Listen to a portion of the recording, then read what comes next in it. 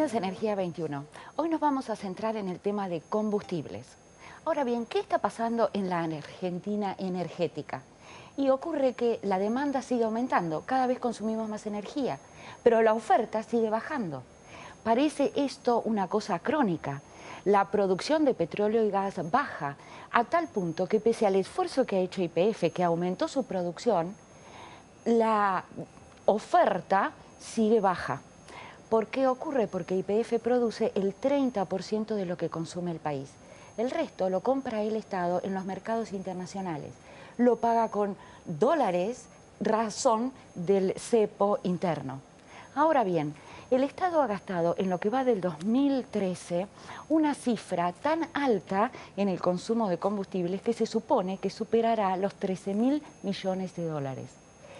En agosto, conocemos la cifra hasta agosto del 2013, donde hasta agosto se ha consumido lo mismo que en el 2012. Ahora bien, los estudios indican que en Argentina hay un potencial del 30% del consumo energético que se podría ahorrar si utilizáramos mecanismos de eficiencia energética. Esto quiere decir que si en nuestros hogares, en los comercios, en la industria, en todos los ámbitos, utilizáramos medidas de eficiencia, ahorraríamos un 30%. Ese 30% que estamos derrochando porque no conocemos medidas de eficiencia es muy significativo en cuanto a dinero. Fijémonos, por ejemplo, el Ministerio de Economía ha publicado los datos de lo que se consume en pagar los subsidios energéticos. En el mes de agosto, si tomamos esa cifra publicada por el Ministerio de Economía y la dividimos por los segundos del año, obtenemos una cifra equivalente a 100.000 pesos por minuto. En lo que va del 2013 estamos gastando en subsidios energéticos. Entonces, hay que observar medidas como lo de la eficiencia energética que han implementado países inteligentes y que a nosotros no nos va a quedar otra que implementarlo, y también otras medidas como el tema de la diversificación energética en cuanto a utilizar las fuentes renovables. La esperanza de Argentina, se nos dice, es vaca muerta, la explotación de los hidrocarburos no convencionales, para lo cual la YPF estatizada hizo un acuerdo con la empresa Chevron. Chevron hace unos años compró Texaco, la empresa norteamericana, y pasó a ser una de las primeras, las líderes en el mercado mundial. Ahora bien, Texaco actuaba en Ecuador y en la Amazonia ecuatoriana durante 20 años, 30.000 habitantes de esa región iniciaron una acción legal informando los daños ambientales y de salud que les produjo la explotación de Texaco, hoy Chevron. La justicia condenó a Texaco, fue a la justicia, a la Corte Suprema de Ecuador, y ratificó en estos días la condena a Texaco en Ecuador. Esta condena implica, ratificada por la Corte Suprema de Ecuador, que Texaco deberá pagar 9.000 millones de dólares a esas comunidades. Ahora bien, esas comunidades pretenden embargar bienes de la Chevron en otros países latinoamericanos, entre ellos Argentina. Veremos entonces cómo continúa el capítulo del vínculo YPF-Chevron y cómo actúa Argentina, qué pasa en Argentina cuando el Estado ecuatoriano decida embargar lo de Chevron en Argentina. Son muchos temas con puntos suspensivos que seguiremos tratando en otros encuentros, pero como le decía, hoy nos vamos a ir al tema de combustible, pero primero quienes hacen posible el encuentro. FECOBA, Federación Entidades de Combustibles, presenta Energía 21.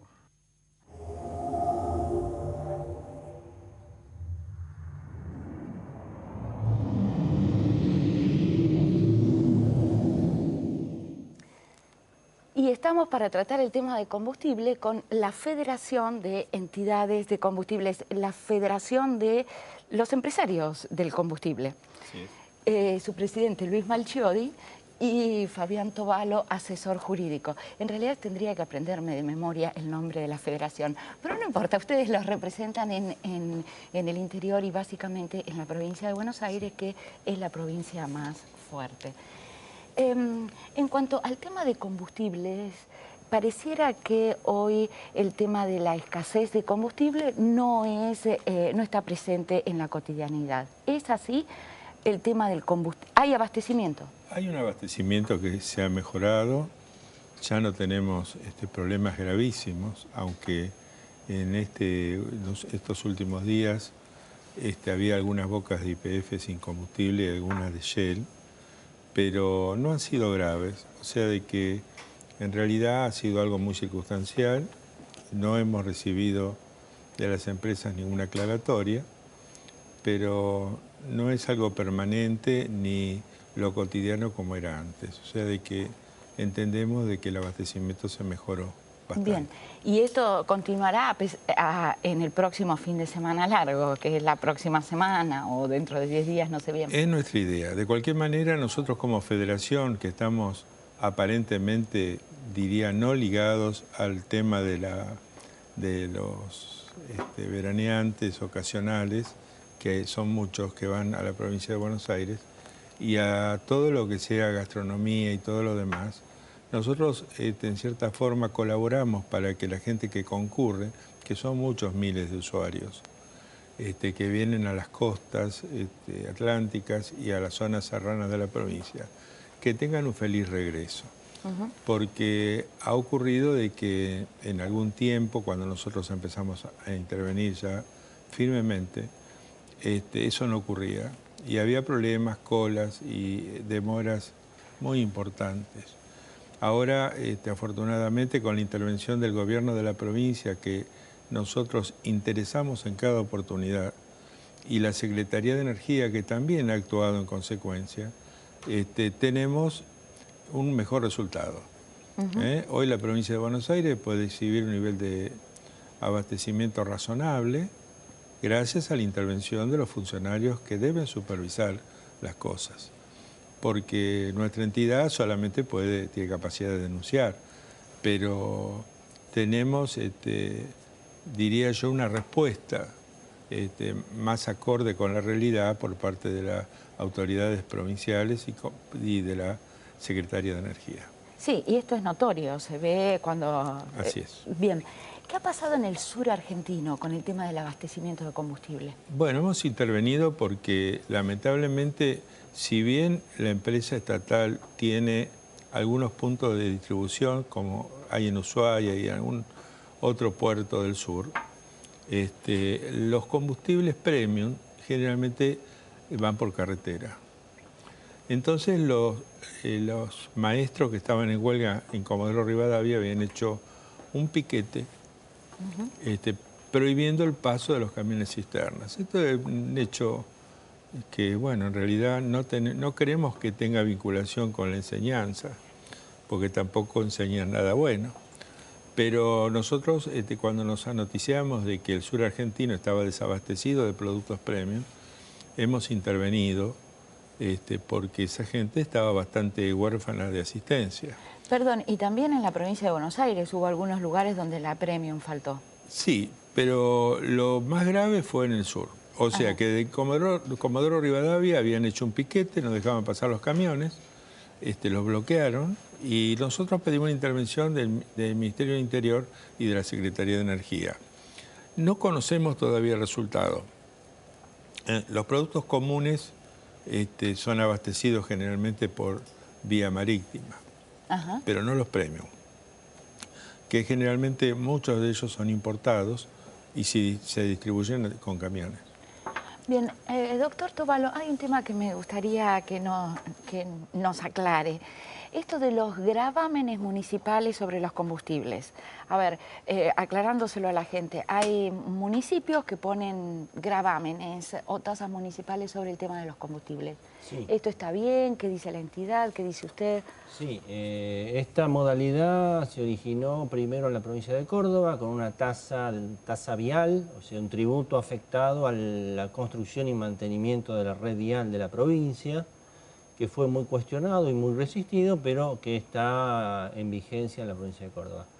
Y en la provincia de Buenos Aires, un poco por imitación y por necesidad financiera de los municipios, de las comunas, apareció esto hace un tiempo ya en el municipio de Vicente López, en San Fernando, en San Miguel, y ahora hay dos iniciativas en los municipios de Junín y de Pergamino, en todos los casos bajo la misma modalidad.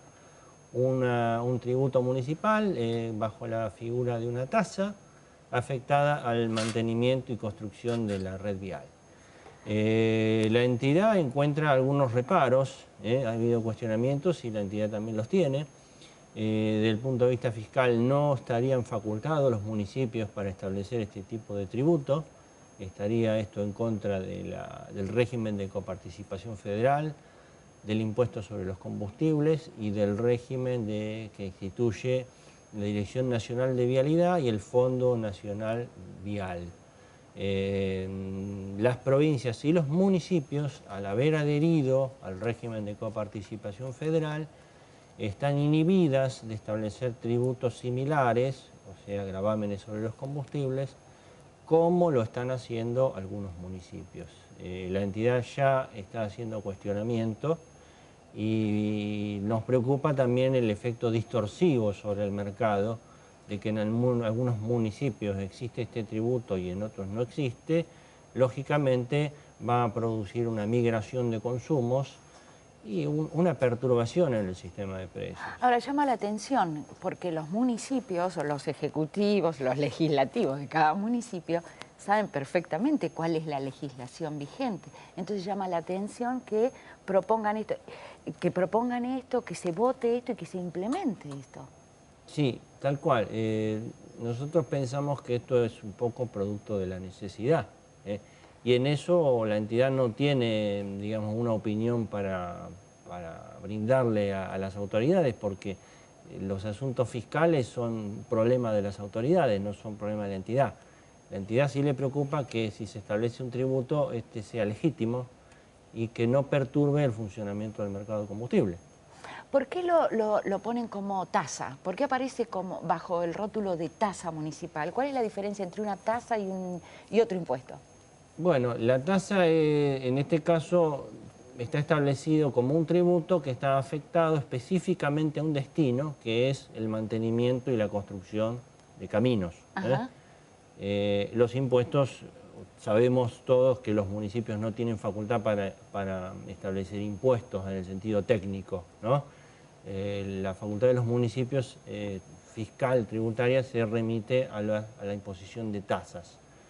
De ahí que han utilizado esta figura de la tasa, que tiene esa característica, una afectación específica de ese dinero recaudado a un destino que en este caso es el mantenimiento de los caminos. Pero con ese digamos, esa dificultad de que la legislación nacional le estaría prohibiendo a las provincias y municipios, por propia decisión de las provincias al haber adherido al régimen de coparticipación, de volver a establecer un gravamen sobre algo que ya está gravado, porque los combustibles tienen fuertes gravámenes que recauda el Estado Nacional.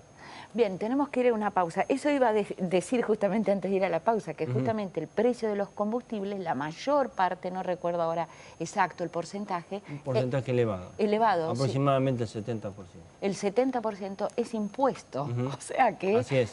Bien, y cuando volvamos de la pausa, me gustaría tratar esto de la discrecionalidad en los precios. Por ejemplo, en el tema de la electricidad, la zona metropolitana está con ventajas, digamos, es más barata la electricidad en la zona metropolitana que en el interior del país, donde las diferencias son muy notorias. También ocurre con el tema del gas, ni hablar de las zonas que tienen que utilizar la garrafa, que es mucho más costoso que el gas natural. Ahora, ¿pasa esto con los combustibles? Antes era muy notorio, ahora no sé. Lo tratamos después de la pausa. ¿Cómo no?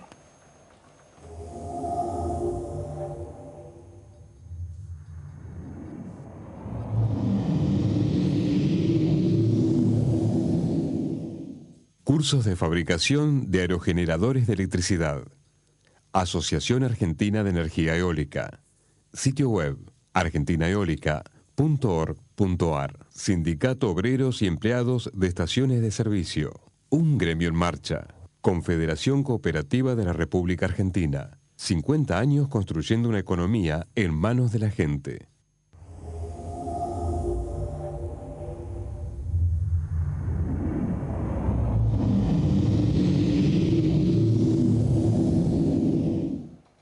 Y bien, habíamos dicho que cuando volviéramos de la pausa seguíamos con el tema de los precios y si hay distorsión de precios.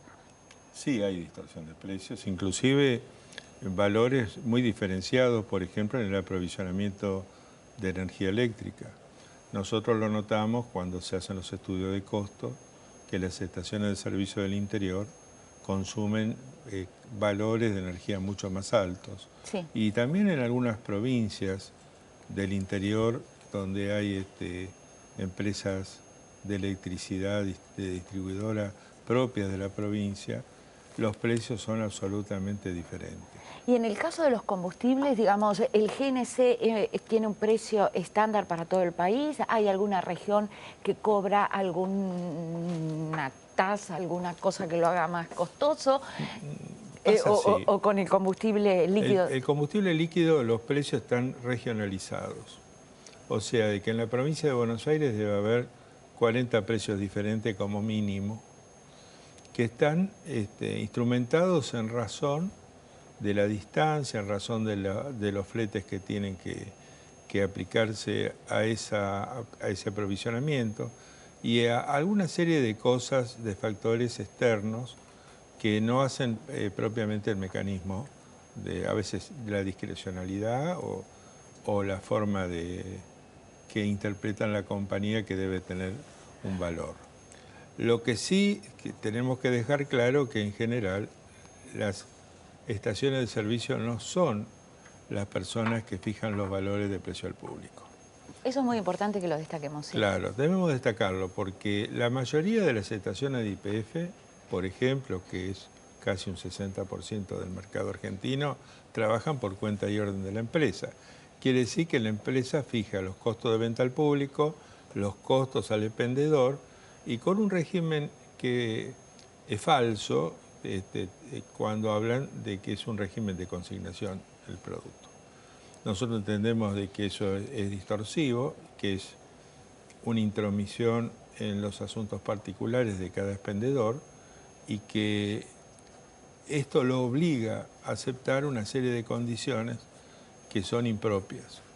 Ya en España hubo fallos con la empresa que en ese momento manejaba YPF contra ellos por ese tipo de mecanismo.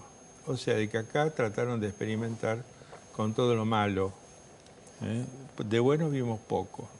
Y hasta ahora esta nueva administración, con esta capacidad que le da el Estado y su intervención en la misma, tampoco hemos notado mucha diferencia en este sentido.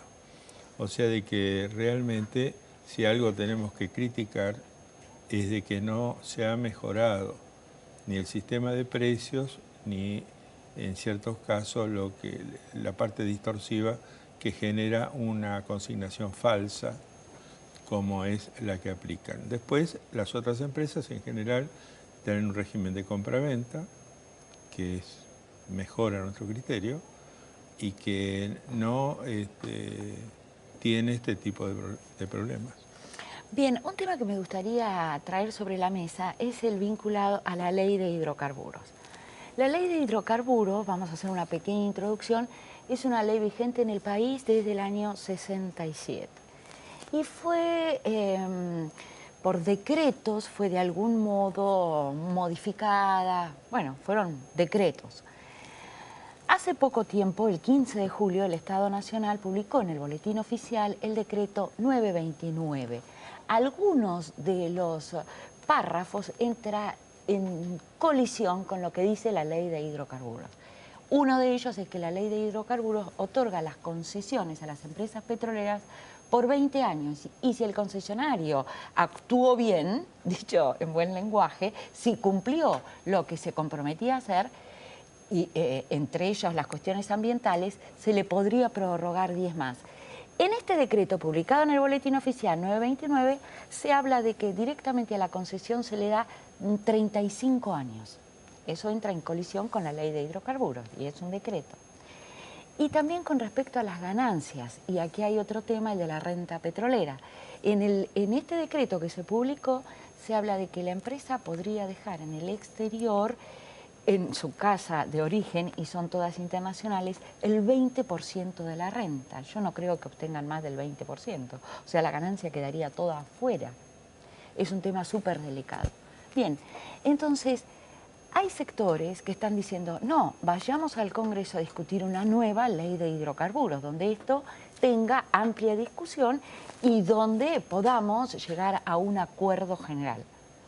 Se ha intentado ya varias veces tratar una nueva ley de hidrocarburos y las iniciativas no tuvieron éxito. De cualquier manera, todo lo que ha señalado es cierto. ¿No es cierto? Acá parece que los decretos respondieran más a la ley del monedero que a la ley que está fijada, ¿no? Porque esto de que una empresa se lleve la totalidad de la ganancia prácticamente a su país de origen significa renunciar a muchas cosas. Entonces, parecería que eso está influenciado por un interés de otro tipo, el cual no vamos a calificar, pero está a la vista. Es decir, cualquier persona que vea este programa se va a dar cuenta que hay otros intereses que no se pueden publicar y que están influenciando para que esto ocurra. Ustedes siempre auspiciaron esto de que se tratase una nueva ley de hidrocarburos, básicamente para el área de ustedes, para el tema de la comercialización. Sí. ¿Qué les gustaría implementar en una nueva ley de hidrocarburos? ¿Qué sugerirían como entidad? Nosotros ya hemos opinado, la entidad ha opinado. Sí. Básicamente el punto más conflictivo es lo que se llama la integración vertical del mercado. Creemos, como en otros países, que las compañías petroleras que operan en el segmento industrial, de exploración, de extracción, de refinación, no deben tener intervención directa en el mercado minorista, porque esto no asegura de ninguna manera que haya una libre competencia y que haya un mercado que funcione de manera razonable. Lógicamente, una compañía petrolera está en una condición favorecida para competir con su propio abastecido, por razones de estructura económica, viendo, digamos, las situaciones anómalas posibles. Una compañía petrolera podría operar a pérdida, una boca de expendio, para perjudicar a su proveedor vecino.